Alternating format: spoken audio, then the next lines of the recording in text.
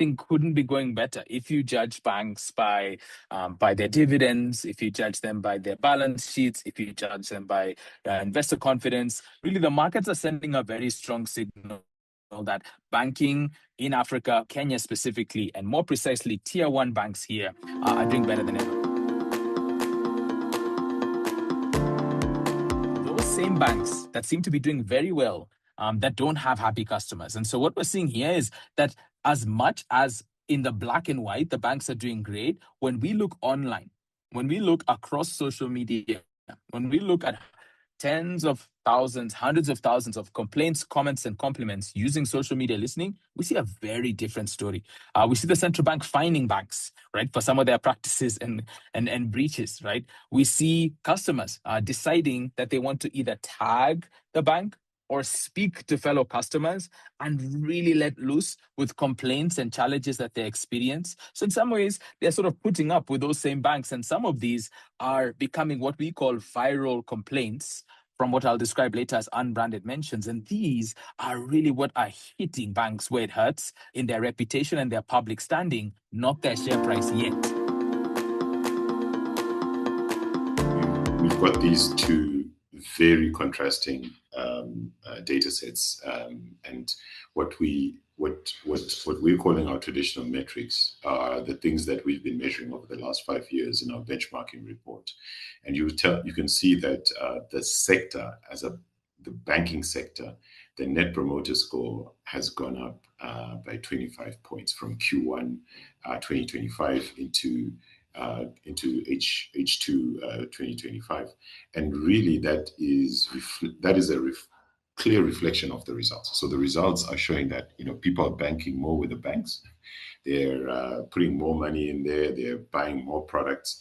They are doing more with this banking relationship, and that is also being seen in the CSAT. They're satisfied with the banking relationship that they have, but the overall sentiment, and this is the contrast that is just amazing, is that the overall sentiment of the banking environment is very different, right? So what is it saying? It's saying, if I'm in my bank and I am doing a certain transaction, I am being listened to, I'm speaking to them, but there's a big proportion of people who are not being listened to in that ecosystem that then go out and speak out in public. And the sector is sitting at about 60. That shows you that now your Standard Charts, your DTBs, your NCBAs, and your INMs, actually the ones that are driving great experiences with their customers. And again, if you look at those numbers, those are the banks that are really growing very fast. And so you're talking about, they're doing better with their customers, customer retention. They're adding more products. The customers love those products. And that is what is building up that financial result. Now, when you look below the 50 line, you're starting to see the guys who have actually drawn down that the banking sector sentiment. Equity for the first 6 months of last year was really struggling. There was a lot of conversations about them and their trust issues. KCB launched a new app in the middle of the year, and the onboarding process for that had a lot of friction. And it goes along like that. This is, a real testament of, real life. And I know a lot of people say social media is not real life, but, you can actually see the contrast on what your net promoter score is saying and how the banking sector itself is faring when it comes to that social media or the market sentiment. And that is driving these moves in terms of customers, whether they're churning, whether they're opening up new accounts, their decision to say, well, I don't know if that bank is going to have my money or is going to keep my money safe. Let me have at least 1 or 2 extra accounts, and let me have some of my salary go to this account, some of my salary go to that account. And of course, Kenyans are kings and queens of side hustles. So, all this money is moving in different places. But to be able to consolidate that, whoever's able to consolidate that will be the king of banking. And I think we're seeing very strong capability from Stanchart and DTB in that environment when it comes to just being able to have the full 360 of that customer and then building upon that. The loudest applause that Kenyans can give you sometimes online is silence. They don't necessarily take the great pleasure in coming online to tell you, great job.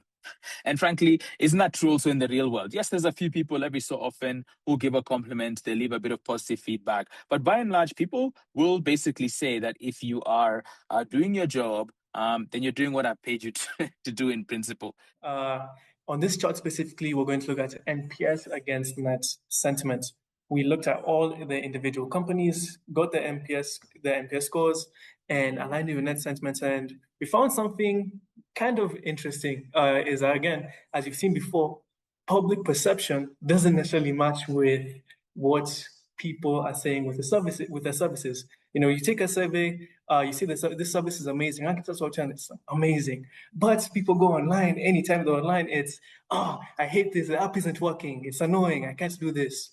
And this is something that we saw across the board, whether it be security, whether it be app failure, whether it be customer service. There were issues being complained all around throughout each bank.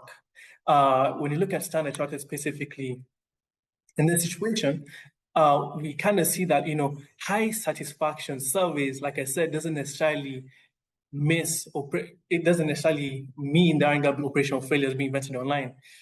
Just because you have high satisfaction, like the charted over here, you're still going to get issues online and people complaining on social media.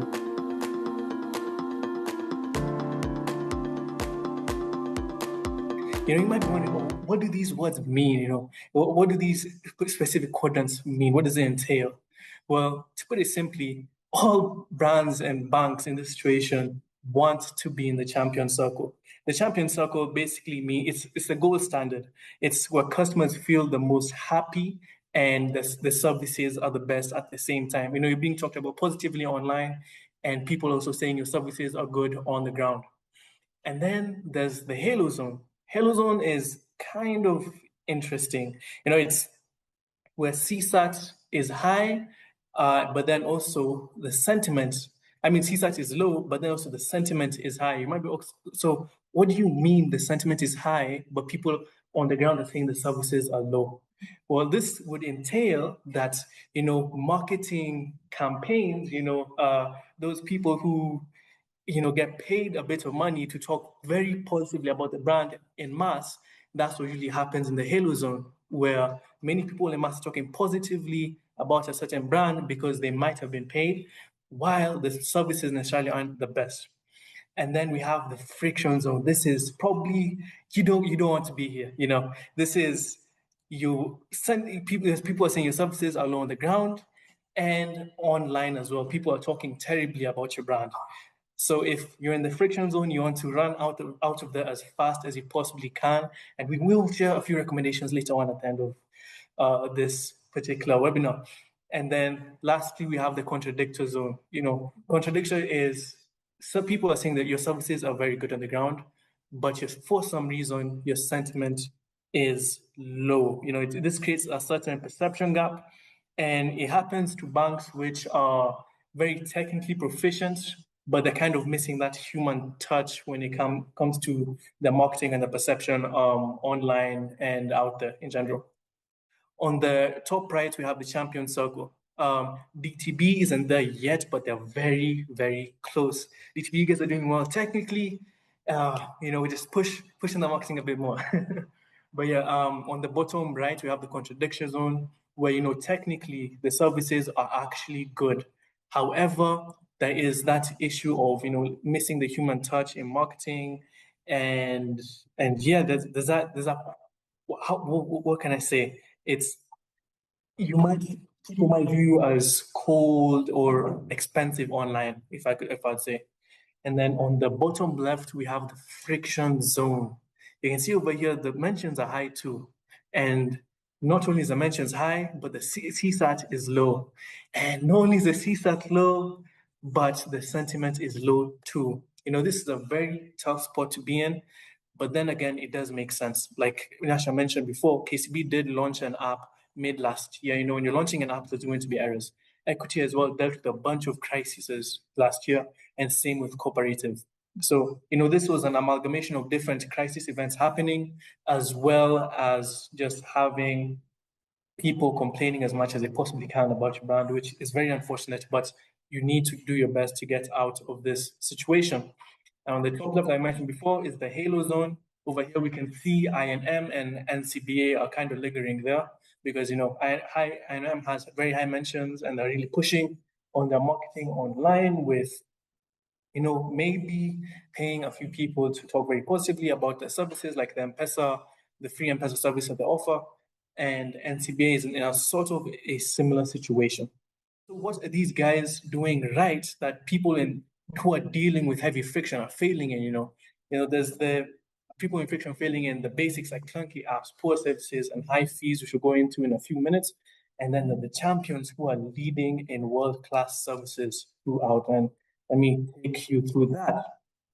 So the six particular key themes that we found that champions have throughout the board.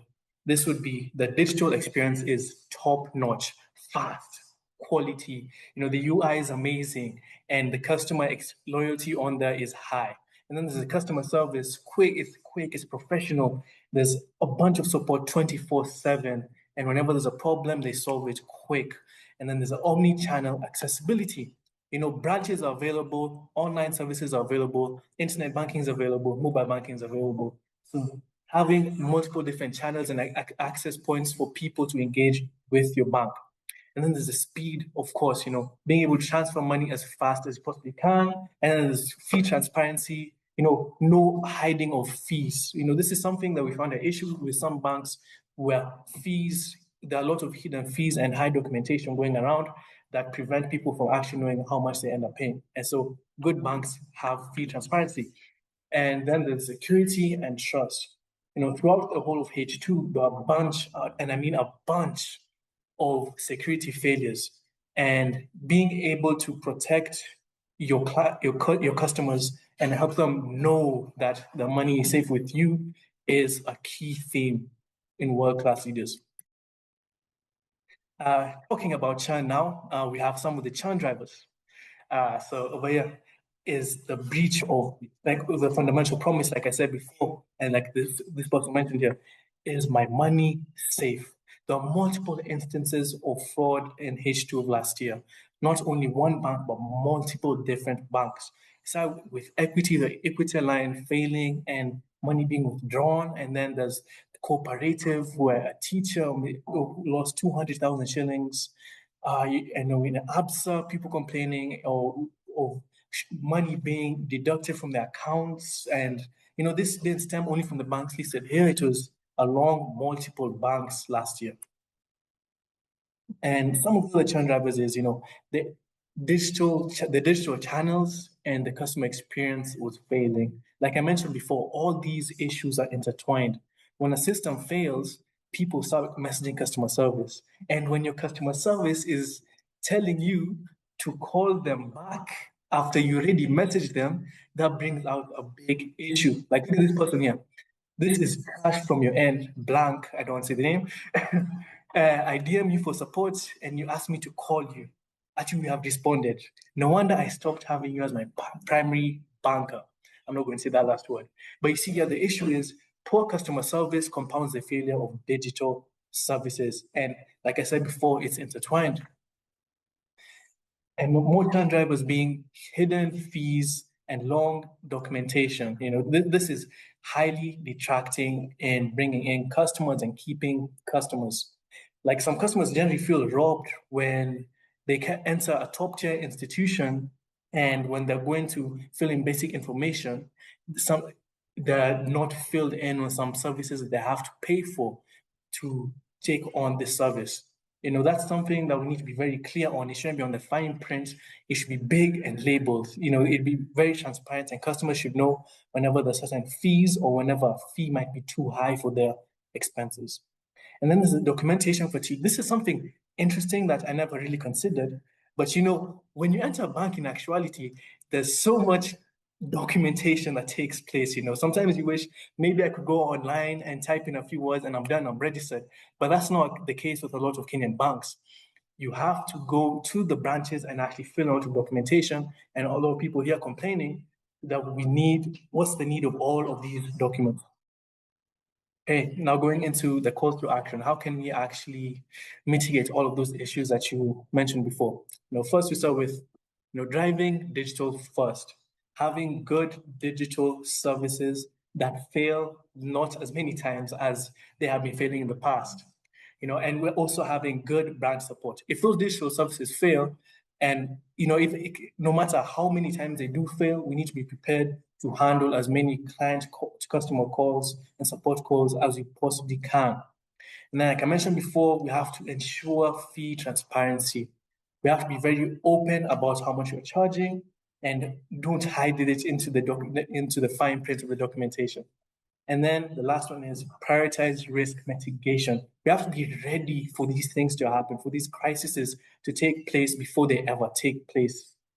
Start launching those campaigns out there, like the Kachonjo campaign that each bank has been doing in Kenya, which is very amazing. But such campaigns do help, and they do change how the banking system works here in Kenya. So I think for us, the brands that are going to take this forward are going to approach it slightly differently. And so if you look at the title of this actual webinar, it sums it up. We need you to see. You can have your eyes open, but it doesn't mean that you're seeing. And so that's an invitation from us as Ajua and Nendo, that you might be looking at information, but it doesn't mean you're measuring it. You might be having access to data. It doesn't mean you have insight. And so the intelligence you get through the conversations we're going to have one-on-one with you is really something that we're excited to bring a lot of my teammates who put in a lot of work on this, in addition to the entire Ajua team, to bring that in. Next, we need to think, right? We're always in acting mode, sometimes in reacting mode. But here we're saying, if Nendo could show you your intent to churn, right? So the actual metric of who here is planning in the next 12 to 18 months to join another bank, which we can do and track over time at an individual bank level. How might you act? Because now you get the chance, similar to what Akshay opened with, you get the chance to move from somebody who's there to engage a customer to somebody who could close a sale or could actually keep a customer from walking out the door, like we've said. And then moving is about what set of steps do we want to take to move forward and who's involved. And then winning really is the byproduct of doing this well and having a shared target and sense of direction. So we have individual report on individual banks. And today was to give you the full picture. You might be a tier 2 bank or even a tier 3 bank, for instance, who has customer centricity at the core. You might be a challenger bank, a microfinance bank, a new player in the market looking to bring something different. Nendo and Ajua have something for you in our CX360 reports. And so you can reach out to us to book a call and really just get your experience at learning more of what's possible for your individual organization. And after this webinar, we'll be reaching out to you to see what more we could do and partner together from a technology standpoint, from a data and insight standpoint, and certainly from a measurement and what basically steps you take to addressing some of these core issues next.